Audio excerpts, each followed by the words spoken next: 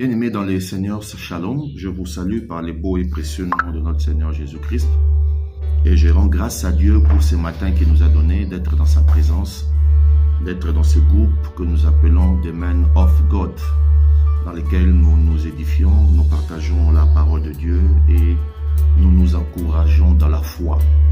Que Dieu soit béni. Est-ce qu'on peut prier quelques secondes? Seigneur, nous te rendons des multiples actions de grâce pour ce moment que tu nous donnes de nous édifier à travers ta parole.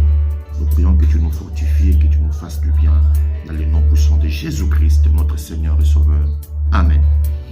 Je nous propose un texte de la parole de Dieu dans le livre de Romains. Romains chapitre 8 au verset 28. La Bible dit ceci. Nous savons du reste que toute chose concourt au bien de ceux qui aiment Dieu, de ceux qui sont appelés selon son dessein. C'est pour nous une grande joie de nous retrouver encore en ce lieu, en ce matin, afin de nous édifier par rapport à la parole de Dieu. J'aimerais encourager, édifier une personne ce matin qui traverse des moments difficiles, qui traverse des situations compliquées, qui semble que tout ce qu'il fait ne réussit pas très bien. Peut-être sur le plan ministériel, peut-être dans la famille, peut-être dans le travail. On essaye de faire des choses, mais apparemment, ça ne tient pas bien. Ça ne marche pas comme on croit que ça devait marcher.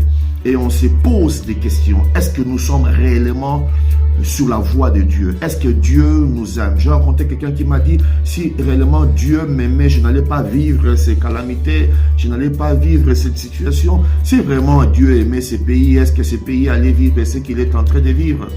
Laissez-moi vous dire que l'apôtre Paul, en écrivant aux Romains ces passages, voulait leur rassurer et leur mettre en confiance pour leur dire réellement et certainement que Dieu tire du bien. Voilà. Dieu tire du bien de nos afflictions, de notre souffrance, de nos persécutions et de nos épreuves.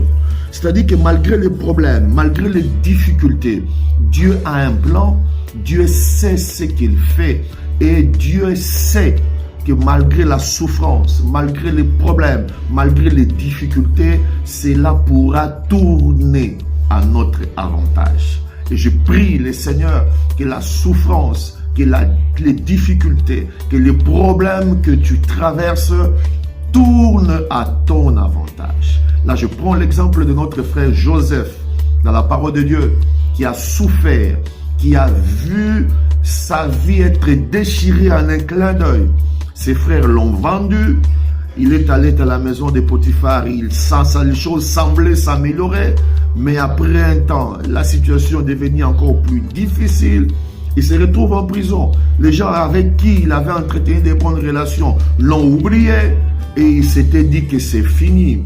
Mais tout cela, Dieu a tiré un avantage.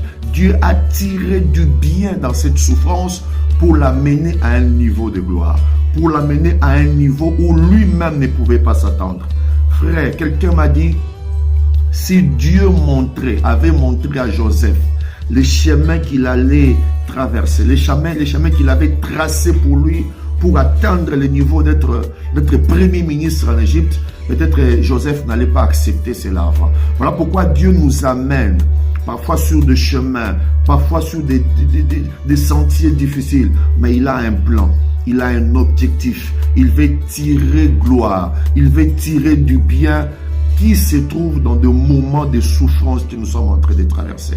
Alors, fais confiance en Dieu.